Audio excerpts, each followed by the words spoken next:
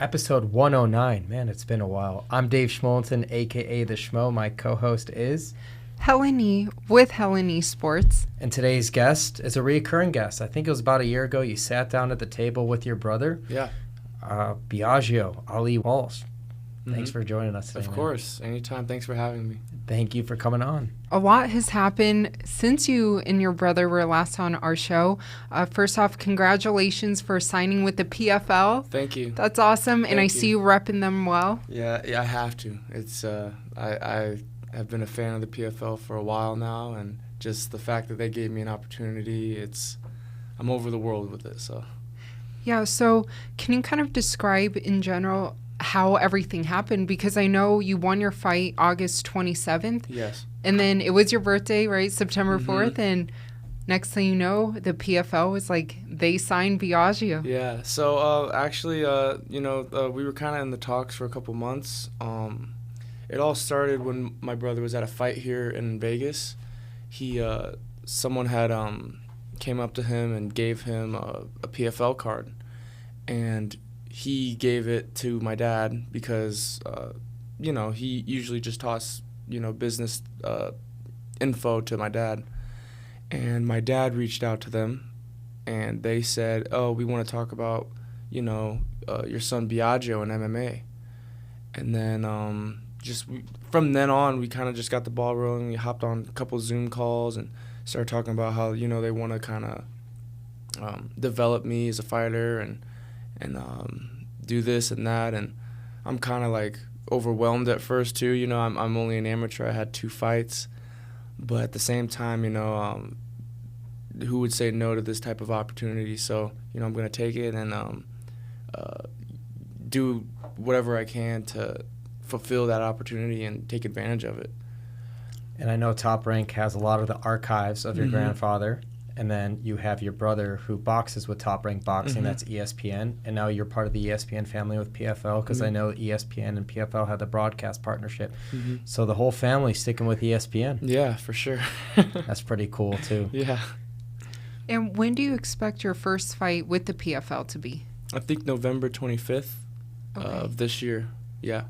And That's you train awesome. out of Extreme Couture, and I've been paying attention to your fights, too. So your 2 fights prior, you lost your first one, came back in emphatic fashion and won your second fight. Yeah. But everyone talks about the highs and highs and doesn't see the lows of lows. Talk us through, let the audience know, like, you start out the career 0-1. Oh, shit, what are you thinking? And then how do you get back in that right mindset? And here you are now. For sure. Going into my first fight, I fought at 170. I was walking around at 176, so I didn't really cut that much weight for my first fight. And the guy I had fought he had to have walked around at like 190, 195 pounds. But that doesn't mean anything.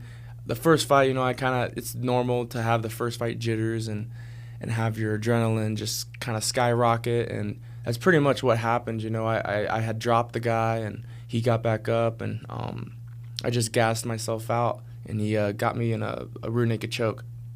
But after that fight, I was kind of sad, but I wasn't sad because I feel like I looked good as well. But after that fight, I kind of thought, I'm gonna go to 55 because everybody at the gym that I train with, they all tell me that like I'm a 55er. Some even say I'm a 45er.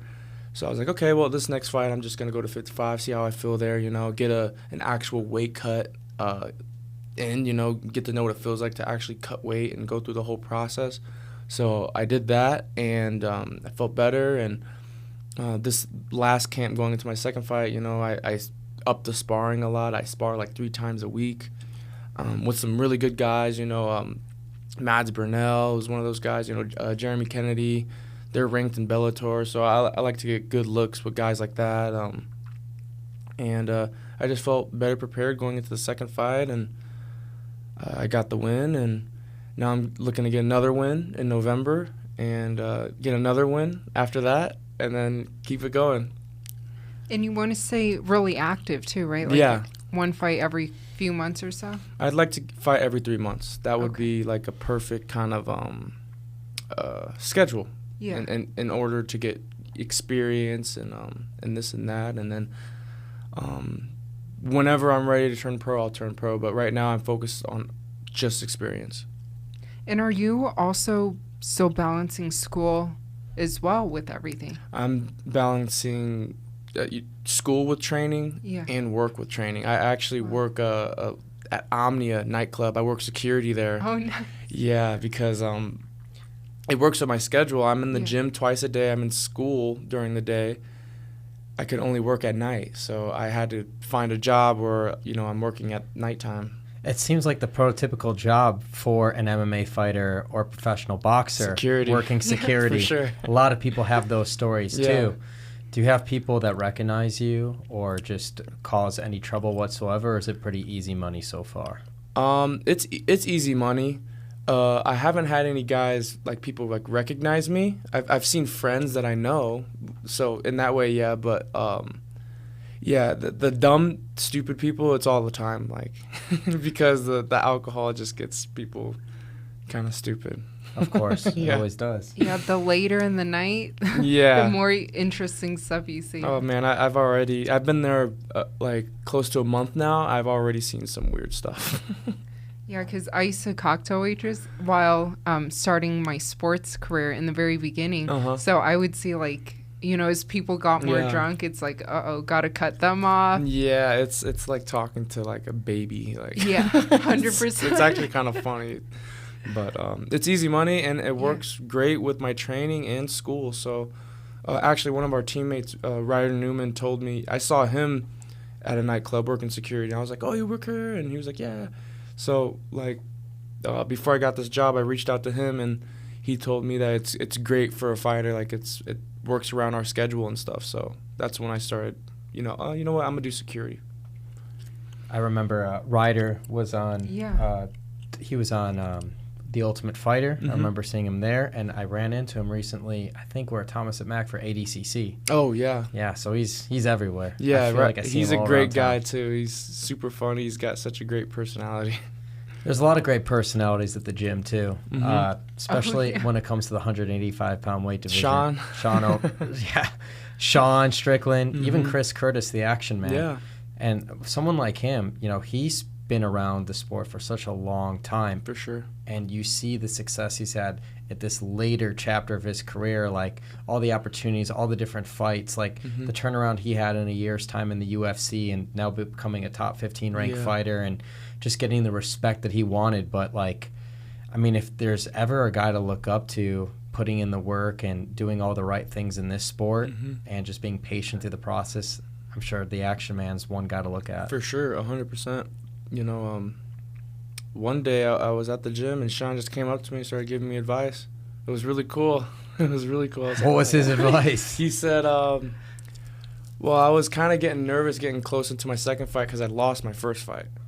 And he was just telling me, lock yourself in the cage and pretend like it's a real fight with somebody else. And then that's how, you can get used to the nerves of fight nerves, He was just giving me that kind of advice, and I told him thank you, because he's Sean Strickland, and he's in the UFC, and, I see all his videos and interviews with you guys, and, yeah, it was pretty cool. So the advice worked. Yeah, it did work. Sean Strickland with the great advice. Everyone thinks Yeah. he's just a crappy teammate. He's terrible, this and that. No, I'm he's a sure good it's guy. hard, but he's a good guy. He is a good guy.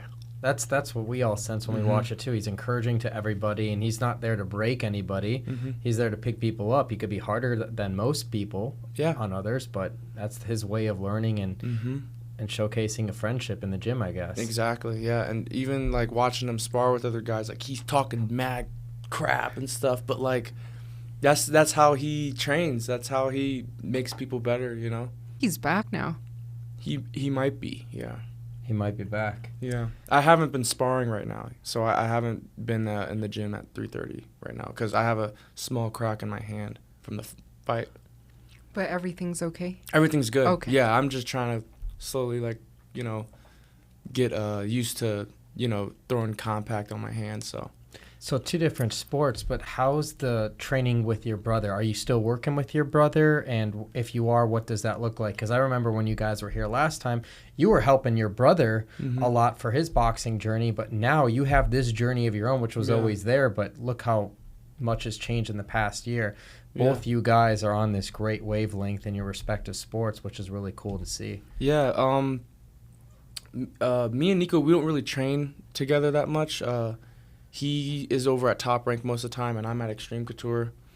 But it's so weird how much has changed in like a year, because when I was here last time with you guys, I was in this phase where I was trying to figure out what I wanted to do. Yeah. I was not playing football anymore, and I was looking to do like real estate. I was trying to be like an assistant strength and conditioning coach. That's what I talked about on the podcast. I remember that. Yeah, and like I was like, what, like, because some of the guys that I would train or help coach was some of the fighters out of my gym, like, like Pooney and Jeremy and some of these other guys. And I remember standing there at like 22 years old, and I'm like, why am I a coach? Like, I'm 22. Like, I miss being the athlete. I miss being in that position and working my ass off to fulfill an athletic goal. Like, I miss that. And I just thought to myself, like, dude, it's, you know what, I'm going to just take everything, like, hard nose to the wall. Like, I'm going to just take everything serious. Like, I would rather, like, go through hell than live a life of regret when I'm 35 years old and think, oh, like, what if I tried out MMA? Like, would I have been a good fighter? Like, these are questions that I don't want to, like, have when I'm 35 plus years old. So I just said, you know what? Screw it. Like, I'm going to just put my head down and just dive into this sport and take it really serious. Do you remember the conversation you had when you first told your parents and your family that this is what you want to pursue? Yeah, my dad, he told me, he's like, I knew you were going to fight. Because I was in the gym like twice a day. Like, I was recording my sparring rounds, and this was before I even wanted to fight. I just wanted to get better in the gym. And he told me, he's like, I knew you were going to fight. So I'm not that surprised. And so did my mom. Same thing. They just, as parents, they just want me to be safe, And me and Nico are both in sports that are very unsafe. So we have to train, extra to make sure that we are safe and that, we're doing everything right. It's in your blood. It's in your family. I feel like Your it's DNA. inevitable. Yeah. And also, too, to your point of living life with no regrets, no stones left unturned. Yeah. You can go back into coaching when you're 32, 42, 52, whatever it is. But having no regrets now and doing what you can't do 10, 15, 20 years from now, that's what living is all about. Exactly, yeah. And, it was that kind of philosophy that really made me want to just do it. Just screw it. I'm going to do it. And then now, 1 year later, PFL. Yeah, crazy. And then in November, right? And so you took time off to go to the beach for the first time in a while to kind of unwind and celebrate that? Yeah, just unwind. And I haven't been to the beach since, like, high school. Like late high school. Why so long? It's like next door. I don't know. I went to college in Cal Berkeley. Like, but the bay to me is not like the Pacific Ocean beach, So it was nice to kind of go out there and just get away from everything, unwind. We were at Del Coronado, which is a really historical hotel, and it was nice. It was just me, my brother, and my mom and my dad.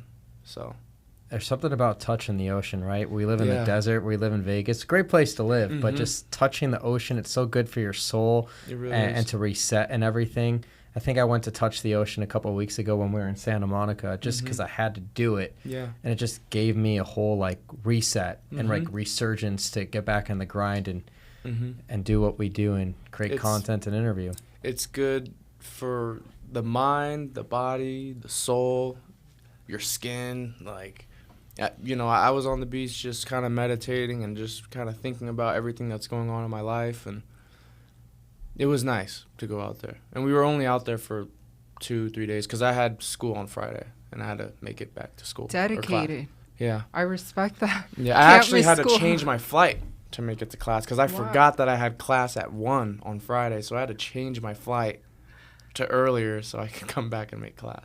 I respect that. So what are you studying with your degree? What do you want your education to be when the fighting chapter is all said and done? I'm studying film right now. So I'm going to get a bachelor's in film hopefully by next summer.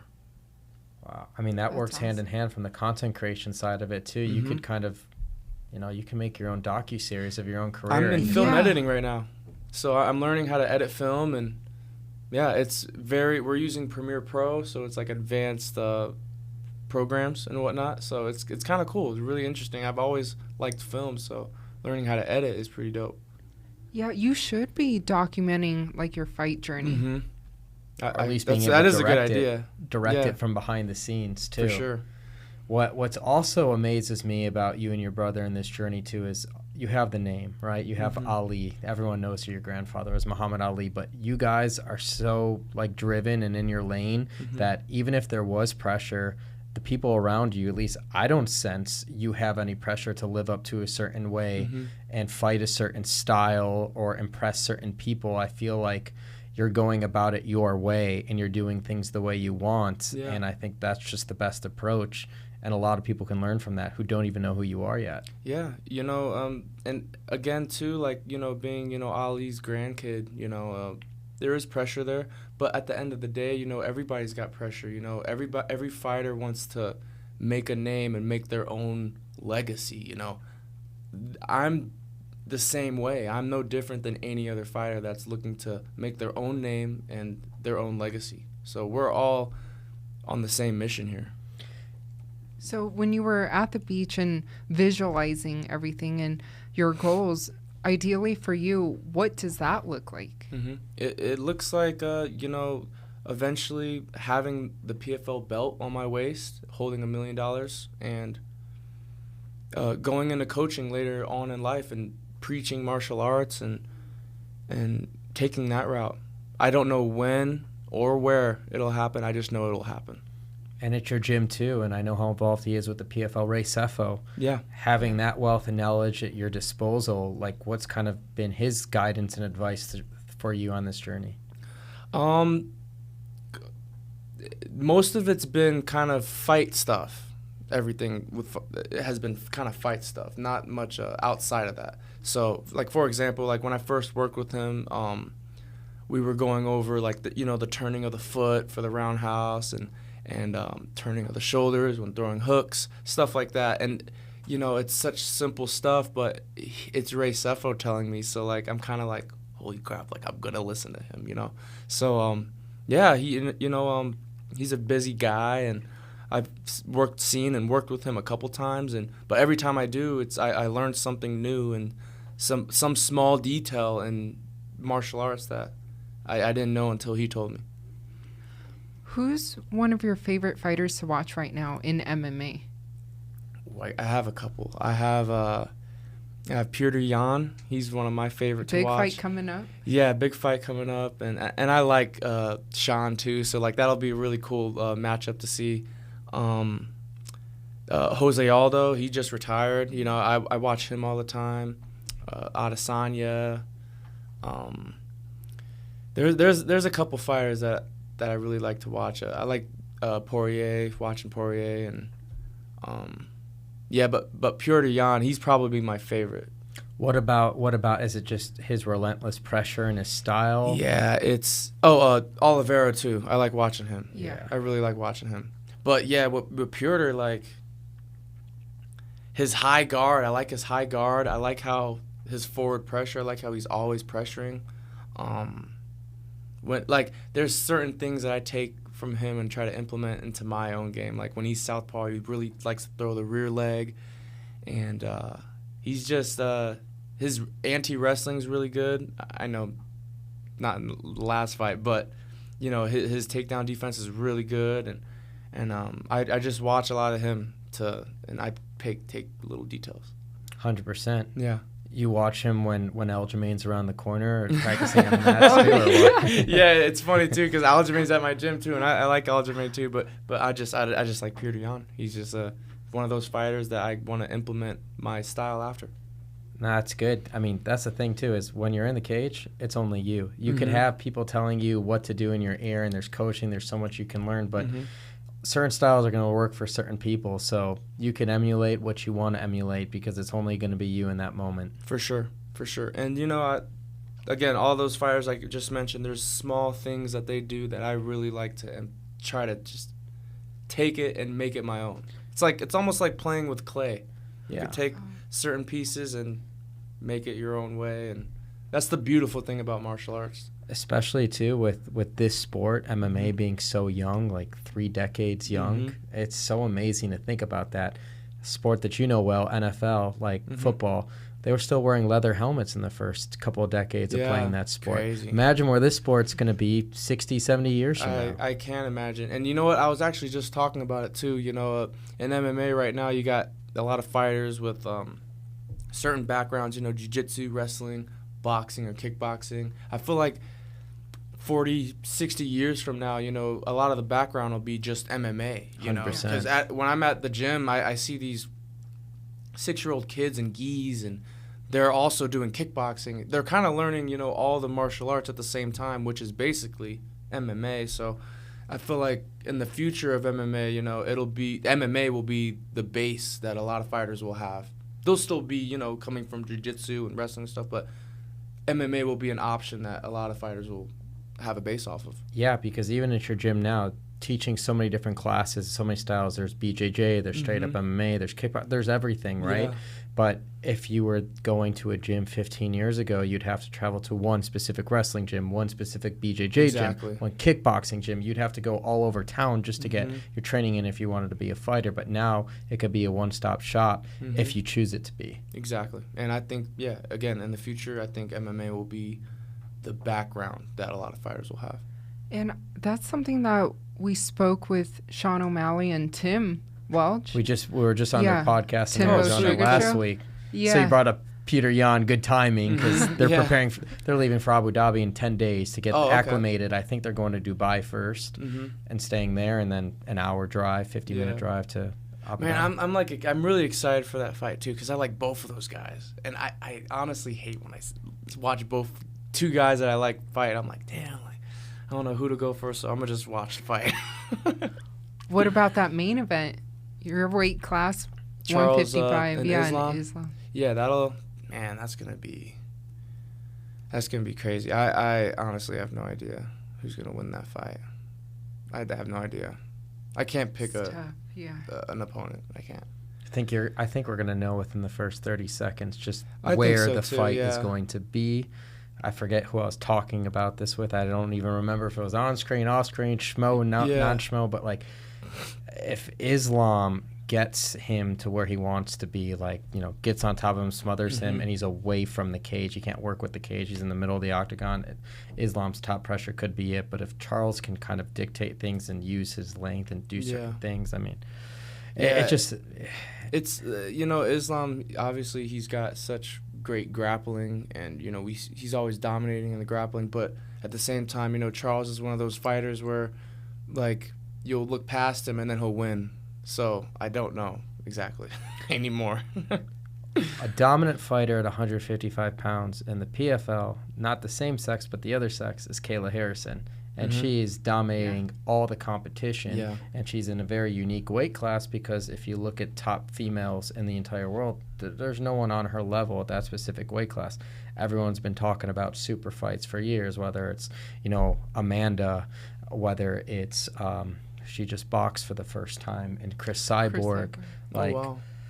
And I think she won. I think it went the decision, everything like that. But, where do you see Kayla Harrison now and in the future of mixed martial arts and what she's doing? And she's an Olympic medalist too in judo, so it's like, man, she's on her own pedestal. For sure one of the greats. She I don't know how, did she win 1 or 2 gold? I think two gold. Two gold, yeah. And 2 $1 million championships. Yeah, too. see, that's not easy to do, No. So she's a beast. She's got the confidence. She's got the loud mouth. She's got the bringing in the viewers and whatnot.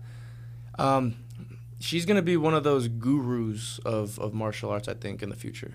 For sure, because it's unprecedented. But also, now I think about unprecedented is Clarissa Shields, Mm-hmm. you know, with her boxing accolades and her gold medals. And I've watched her in the PFL now, too. And she's obviously new to the game. I've seen her down at Fight Ready working with Henry Cejudo, working Mm-hmm. with her wrestling defense and whatnot. That's a good guy to work with. Yeah.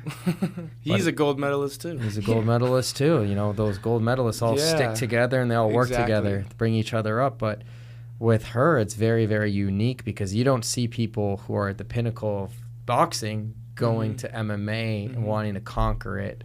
And she's out there willing to do it Yeah. rather than the other way around, coming from MMA, go to boxing, although Cyborg's doing that now. So it's very interesting to watch the crossovers. It is. And I respect her a lot for doing that as well. You know, the only boxer I know that really came to MMA was like James Toney, and that fight did not last long with Randy. No, it did not. So yeah, for Clarissa to be, you know, she was an Olympic boxer, right? Yes. Yeah. So for her to come over to MMA, like that's Respect. she's got a what's it called? Ambition, for sure. She wants to be the best. That's why she's And the you gotta GOAT. respect that, you know. Like I think that's awesome. Yeah. I congratulated her on a fight. I think it was Shakur Stevenson fighting at the Virgin Hotel. Mhm. She was there. I told her, I was like, yeah, congrats, man. Like, I saw your fight. Like, that's awesome. And she was like, thanks. Shakur's now going up to 135. He didn't make yeah, weight. he missed Yeah. weight. He missed I weight. saw that. My brother was actually out there because his coach is now my brother's coach. So he was out there, and yeah, that's crazy. I think he's the best. At 135. Yeah. There's so many good 135. There is a Fighters. lot of 135s, but I don't know. Shakur, man, he's I don't know. There like you said, there are a lot, but Shakur is nasty. We knew Shakur was going to go up. We just thought it wouldn't be like, oh, I'm going to forfeit the belts now. after forever. missing weight. Yeah, after missing weight. But you knew it was inevitable he'd go up to 135. But Yeah. there is so much good talent at 135. Ryan Garcia, Tank Davis, Devin Haney, Kambosos, Lomachenko. Like, Yeah, it's shit. stacked. If you were to give your top three at lightweight, any order, what would they be? Like your 1, 2, 3 of that division. The- Power rankings. Okay. Ooh. Do you start with Stevenson? I would probably start with Shakur. Yeah, I would probably start with him. Devin Haney. And Tank. Yeah. Those would be my top three. If Oh, you want to that's a go good 5, then it'd be Kambosos and Ryan. Not Loma. Now Loma. Oh, Kambosos and then Loma.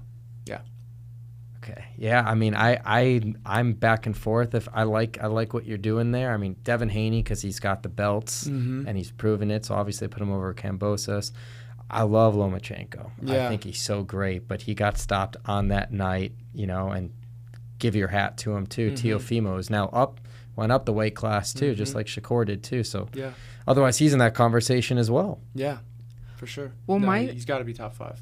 My big question in boxing is when is Errol Spence gonna fight Bud Crawford? How many times have we heard, oh, this is the done deal. It's in November, Yeah. but it's still not complete yet.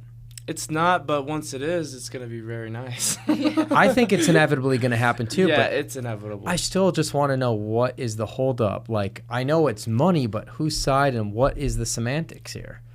I'm not sure. I have no idea. I feel like that fight will happen like sometime next year, maybe. Not in November or December. You think it's going to stretch to 2023? I think so. Just because it's been so on and off, Mm-hmm. I feel like it might just stretch to next year. That's just the fight to It's make. been stretching It for happened- years every year. It's crazy that happens so much in the sport. As long as they're not as old as Pacquiao and Mayweather Yeah. were, right, in 2015. But I don't think we're at that point yet. I think they're both in their early 30s, not in their Mhm. mid-30s. So Yeah, it's still relevant because they're still in their prime. for sure. But Mayweather just fought. And then Mayweather just fought another I exhibition. didn't get to see that. How was that? I actually didn't see. I just saw the Twitter highlights. Oh, okay. think Yeah, I he saw it on Twitter too. Stopped him in the second round or something like that, Oh, okay. right? Yeah, At the end of the second round? Dude, Mayweather, he's just having fun making money right now. That's what Just he's doing doing. it. Yeah. I mean, who wouldn't want to do that after your fight career? Just have exhibition fights and make millions. well, not an exhibition fight, but I think we talked about it before. Talked about Jake Paul. He's got Anderson Silva. Talking about MMA legend against Jake Paul. Dana White said, arguably in a press conference, that you could consider Anderson Silva the greatest combat sports athlete of all time. So he's in that conversation with what he's done in boxing. And, for sure. I mean, what he did in the middleweight division speaks for itself in the UFC. That's a crazy fight. Yeah. That's a crazy fight. Who do you like? I think it's good for Jake, to take a fight like that. He's not much of a wrestler. He's a striker. He's one of the best strikers. He's a great boxer too, Silva. I think it's just a matter of if Jake can hit him, like if he could catch him, because Jake's got a lot of power and Silva's very elusive and fast and stuff, and he is older, so there's that too. But he still looks so good, even at his age. It's hard. I'm actually excited to watch that. He doesn't look like a normal 47-year-old. No. But he is 47. He is 47. That's the crazy thing. We don't know how much of a chin he's got, but, if Jake can catch him, could he take it? Could he not? There's so many questions to it. I think it's going to be a very exciting fight. I do too. Yeah, we were at that press conference. One thing I do know is it doesn't seem like Jake's going to talk trash about him, that's for sure. Mm-hmm. Anderson Silva has this unique way of diffusing any type of tension and situation in a press conference. When he's there, it's all about respect and martial arts first and foremost. You don't see that with other people like you do with Anderson, and Jake was just so respectful. But in the boxing community, Hasim Rahman Jr., his father, senior, 2-time heavyweight champion. There's got to be some sort of level of respect for that, especially in the boxing community, because you're a heavyweight champion of the world. Jake disregarded all that in the press conference, was talking mad crap like he does to all of his opponents, like he did to Ben Askren, Nate Robinson, Tyron Woodley. But when it came to Anderson Silva, it was just respect. Yeah. It's different. Yeah, look at what Silva did. I don't know. It's just crazy. And also too, I feel like it's kind of hard to shit talk to somebody who kind of just goes over their head and it doesn't work. 100%. So you kind of just don't shit talk. Can't. Yeah. And then, I don't even know where you go from there. There's no, what bigger name in MMA would he go from? Conor McGregor? Does that lure Conor McGregor to box mix? Nate Diaz, he's talked about. But if you look at the size difference, Anderson's a lot bigger than Nate. And then the irony of it, too, is he didn't fight Rahman Jr. over 5 pounds. And then I think recently he's calling out Floyd Mayweather and talking about a 10-pound difference. Jake's calling out Mayweather now. So it's like, didn't know that. It's sometimes it just doesn't make sense for anyone but him. But all the power to him, because he's making good money and he's bringing eyeballs to the sport. For sure. Yeah, and he's about to fight Anderson Silva. Right. So that's pretty cool. Yeah. But a lot of people consider Anderson their MMA GOAT.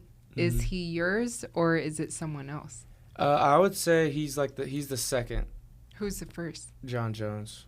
He's my favorite. Well, to me, he's the MMA GOAT. It's actually crazy you ask that too, because right now I'm on a Jon Jones binge, just watching all his fights. Yeah, he's like a mythical creature. Such an anomaly too, with his body type being the youngest heavyweight champion, going out there with a flying knee against Shogun, and just how he put everybody away. So unique. Yeah, the Rashad Evans and Rampage, and it's his philosophy too is pretty crazy. I know he's got a lot of controversial stuff outside of the octagon and stuff, but I like to focus on in the octagon. He's got a crazy cool philosophy. He takes risk. He's a big time risk taker, and that's one thing that I want to start just taking risk, screw it, whatever. He does that, and he does it really well. So calculated, and his IQ inside the octagon, I think, highly underrated for people that just want to talk about antics and what happens outside the cage. Some fighters will watch film on their opponents, and some don't even like to focus on their opponents. They only look at focusing on themselves. Me, I come from football, right? So I am forced to watch film on the team that we're about to play. When I'm fighting, I want to watch everything on my opponent. I want to know every single thing about that. And that's what Jon Jones does, so I'm going to do it too. Do you put their face in front of your mirror, count down 30 days, 29? I envision them in front of me. I envision their tactics in front of me. You know, anything that I can get from film, I try to look at it. What was that moment like when you got your hand raised, you get that win, and all your hard work led to that moment? It felt good. It felt really good. It was almost like I kind of wasn't surprised. I knew I was going to win, you know, but I'm ready to feel that a lot more, you know.